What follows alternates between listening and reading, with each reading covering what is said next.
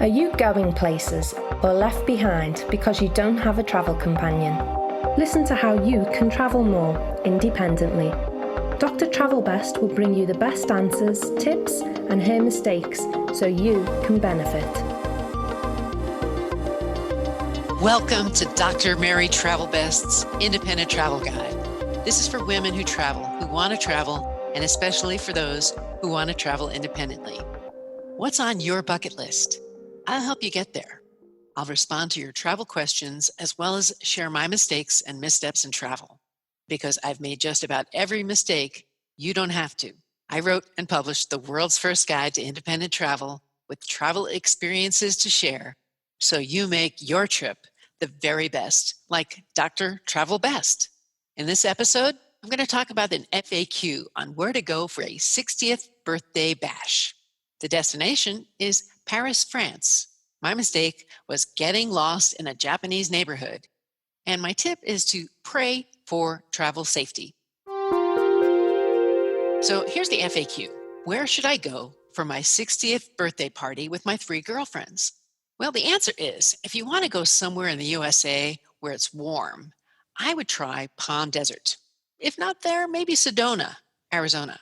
If you all live in different cities, then you may want to meet somewhere where it's more convenient, perhaps Chicago or Las Vegas. I hope you all have a great trip and find a destination that's new and unusual. And happy birthday to you. Today's independent destination is Paris, France.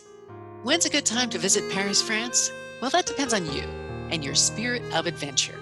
My first visit was for a long weekend back in the early 1990s, and my most recent visit was in 2014 with my daughter, Tina.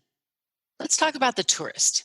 If you have a spirit to go visit some history, you will not want to miss this trip, and so do it as soon as possible. My favorite places in Paris include the Seine, just walking across the lovely river, the Eiffel Tower, one of those sites that you just can't miss, so be sure you book your trip ahead of time. We booked this just a few weeks in advance, and the only time available was at 11 p.m. However, that turned out to be delightful. We did not expect the lights to go on and twinkle right while we were on the tower. It was shocking. It was also very beautiful. The Louvre Museum is also a must-see. The tip is that it's closed on Mondays. So if you enter below, underneath, there's like a lower level. The line may be much shorter, so please take note of that. And just a short ride outside of Paris, you'll find the Palace of Versailles. It's beautiful in its ornateness. My favorite part of the palace was the gardens outside with plenty of water and nature to walk through. We spent hours just resting and enjoying that. So here's some off the beaten path things to do. Bring your walking shoes, because even if you take the subway in town, which I recommend, you'll still be on your feet a lot here. The food and drink in town is one of a kind, so not to be missed. And some people may tell you that the French don't like American tourists, but don't take that too seriously.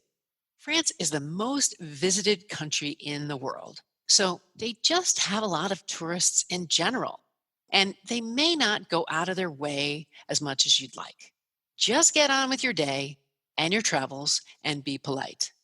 Many people speak English, and we did have some challenges when booking train trips, so be prepared to ask a lot of questions.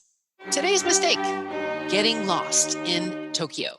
So I found Tokyo was really hard to find my way around. Even if you have a street address, you can get lost. That happened to me looking for my lodging in Tokyo.